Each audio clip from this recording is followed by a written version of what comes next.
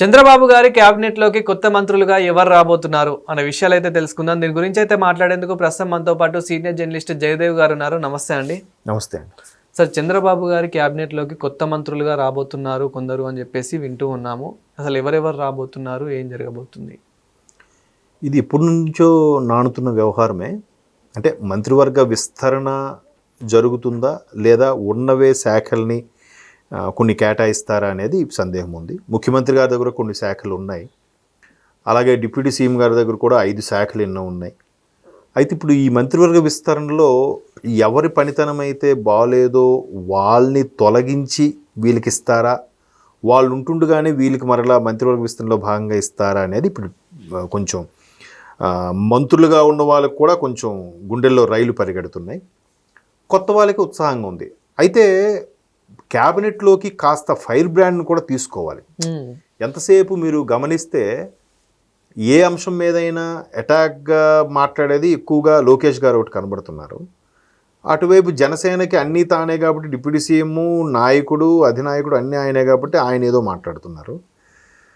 మరి అంత ఫైర్ బ్రాండ్గా ఎప్పటికప్పుడు విపక్షాల మాటలకి తిప్పికొట్టాలి అని అంటే ఉండాలి. కాబట్టి ఎవరు ఏంటి అనే దాని మీద చర్చ జరుగుతుంది. అయితే ఇప్పుడు దానికి మన ఆర్టీసీ మంత్రి గారు బాగానే రెస్పాండ్ అవుతున్నారు, రవాణా మంత్రి గారు బాగానే కౌంటర్లు ఇస్తున్నారు, తర్వాత అనిత గారు కూడా బాగానే కౌంటర్ ఇస్తున్నారు, అదే హోంశాఖ. బట్ ఇంకా ఫైర్ బ్రాండ్లను ఎవరు తీసుకుంటాం అంటే వెంటనే అందరికీ గుర్తొచ్చే పేరు RRR గారు. ఎందుకంటే రఘురామకృష్ణరాజు గారు నర్సాపురం ఎంపీగా ఎన్నికైనప్పుడు 19లో ఆయన ఎటు బ్యాడ్ ఉంటే అటు కౌంటర్లు వేసేసేవాడు ఆయన ఓన్ ఛానల్లో పెట్టుకుంటూ.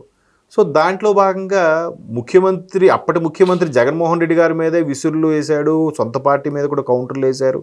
దానికి ఆయన చాలా ఇబ్బంది పడ్డాడు. ఆయనకు కూడా డిగ్రీ ప్రయోగించారని కూడా మనం వార్తలో చూసాం.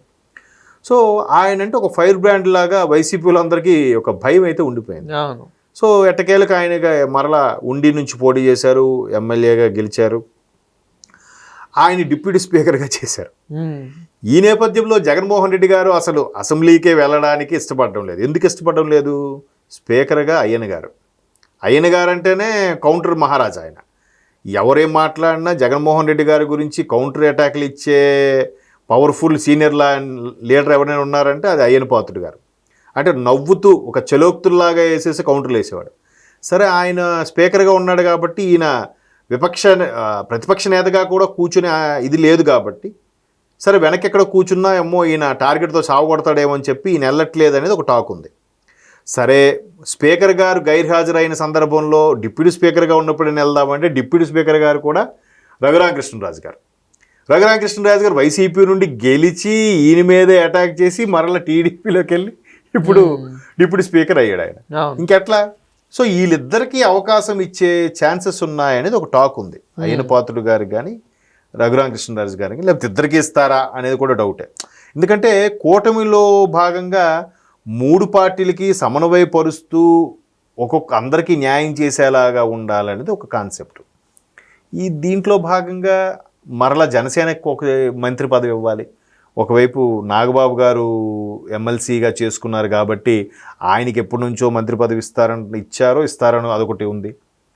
మరోవైపు ఎమ్మెల్సీగా చేసుకుని ఎప్పటి నుంచో పిఠాపురం వర్మ గారి వ్యవహారం కూడా అది ఇంకా కొలిక్కి రాలేదు.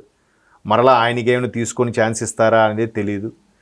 ఉన్నవాళ్ళు ఎవరైతే మొన్న జరిగినప్పుడు అసంతృప్తి కొంతమంది పోల్ సర్వే జరిగింది, ఏ మంత్రి బాగా పనిచేస్తున్నారు, ఎవరు బాగా పనిచేయట్లేదు, ఎవరు ఎంత పనితనం కనబరుస్తున్నారని. ప్రతిసారి చంద్రబాబు నాయుడు గారు ఎవరైతే పనితనం సరిగ్గా కనబరచట్లేదో వాళ్ళ విషయంలో అసంతృప్తిగా ఉన్నారని, ఇలా రకరకాల వ్యవహారాలన్నీ ఉన్నాయి. సో అలా పాత వాళ్ళకి తప్పించి కొత్త వాళ్ళకి ఇవ్వాలంటే ఆల్రెడీ ఇప్పటికే చాలామంది సీనియర్లు ఉన్నారు, టీడీపీ పోలిట్ బ్యూరో సభ్యులు ఉన్నారు. వాళ్ళందరూ కేవలం పార్టీ పటిష్టతకే పరిమితం అవుతారా? వాళ్ళలో ఎవరినో మరలా ఇక్కడ ఎమ్మెల్సీగా చేసి ఎవరికైనా అవకాశం ఇస్తారా? లేదా సీనియర్ నాయకుల్లో ఉన్నారు కొంతమంది, ఇప్పుడు పేర్లు చెప్తే మళ్ళీ అదొక ఇష్యూ, వాళ్ళకి ఎవరికైనా అవకాశం ఇస్తారా అనేది ఇప్పుడు బిగ్గెస్ట్ క్వశ్చన్. బట్ రెబల్గా మాత్రం వీళ్ళిద్దరిలో ఎవరికి అవకాశం ఇవ్వచ్చు అంటే అప్పుడు మళ్ళీ స్పీకర్ పోస్ట్ కానీ డిప్యూటీ స్పీకర్ పోస్ట్ కానీ ఖాళీ అవుతుందిగా. ఖాళీ అయినప్పుడు మరలా ఇక్కడ నుంచి ఎవరికో అవకాశం ఇస్తారా? ఆల్మోస్ట్ అది క్యాబినెట్ హోదా కాబట్టి. మరోవైపు జనసేనకు కూడా ఈసారి ఒక మినిస్టర్ పదవి కేటాయించబోతున్నారనేది ఒక సబ్జెక్టు. సో ఇలా ఓవరాల్గా చూస్తే క్యాబినెట్లోకి రెబల్గా ఉండే RRR గారు కానీ అయ్యన్న పాత్రుడు గారు కానీ ఎవరైనా ఒకరు వస్తే ఇంకా వైసీపీ వాళ్ళకి కౌంటర్ మీద కౌంటర్లు ఇంకా బీభత్సంగా ఉంటుంది వాళ్ళకి కౌంటర్ అటాక్లు అనేది ఒక అభిప్రాయం. చూద్దాం మరి. సార్ ఈ మంత్రులుగా వచ్చినప్పుడు అంటే వాళ్ళలో ఏమైనా గొడవ అయ్యే అవకాశం ఉందా? అంటే నాకెందుకు ఇవ్వట్లేదు మంత్రి పదవి అని చెప్పేసి ఇట్లా ఏమైనా గొడవ అయ్యే అవకాశం ఏమైనా ఉందా? గొడవ కాకపోతే కొంచెం రెబల్స్గా ఉంటారు, అలుగుతారు కదా. అవును, అరే నేను 3 సార్లు గెలిచాను, 4 సార్లు గెలిచాను, నాకు ఇవ్వలేదు, ఇట్లాంటివి. ఈవెన్ బాలయ్య గారు కూడా 3 సార్లు గెలిచారు, ఆయనకి ఇవ్వాలని ప్రపోజల్ కూడా ఆయనే, నేను ఇప్పటికే సినిమాలు, ఇక్కడ ఎమ్మెల్యే, తర్వాత ఇండో అమెరికన్ క్యాన్సర్ హాస్పిటల్, ఇన్ని వ్యవహారాలు చూసుకోవడం ఇబ్బంది అవుతుంది కాబట్టి ఆయనే వద్దనుకున్నారంట. ఓకే, అనుకున్నారట, మనకు ఎంతవరకు వాస్తవం తెలియదు. సో కొంతమంది అలా కాదు, నేను మరి 3-4 సార్లు గెలిచాను కంటిన్యూస్గా, ఎప్పటి నుంచో పార్టీకి పనిచేస్తున్నాను, నేను మాత్రం అటు వైసీపీకో జనసేనకో వెళ్ళలేదు, ఇందులోనే ఉన్నాను, నాకు ఎవరు కనుకరించట్లేదు అనే వాళ్ళు కొంచెం అలుగుతారు. సో అలిగేవారు రెబల్స్గా మారకుండా ఉండేందుకు అధిష్టానం బుజ్జగిస్తూ ఉంటుంది. బట్ కూటమిలో బీజేపీ జనసేన కూడా ఉన్నాయి కాబట్టి వాళ్ళు కూడా కొంత సాటిస్ఫై చేయాలి కాబట్టి నామినేటెడ్ పోస్టులో వేరే ఇంకా మార్కెట్ యార్డ్ పోస్టులు రకరకాలు ఉంటాయి కదా.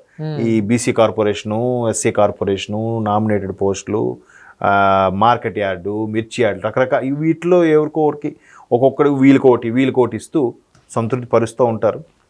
మరి అంతమంది సంతృప్తి పరచడం కూడా చాలా కష్టం. నాయకుడు అనేవాడు అందరూ మెప్పు పొందలేడు, ఎంతమందికి ఇష్టపడతారో అంతమంది విమర్శిస్తూ కూడా ఉంటారు. మరి అది చంద్రబాబు నాయుడు గారు అడ్మినిస్ట్రేషన్కే పెట్టిన పేరు కాబట్టి మరి ఆయన ఎలా బ్యాలెన్స్ చేస్తాడు అనేది చూడాలి. సో ఎవరైనా కానీ ఒక పదవి ఆశించడం అనేది కామనే, అంటే కొంచెం హయ్యర్ పదవి అనేది. సో మరి ఎవరికి ఇస్తారు, ఎలా ఇస్తారు అనేది అయితే చూడాలి, చూద్దాం. Thank you sir. Thank you.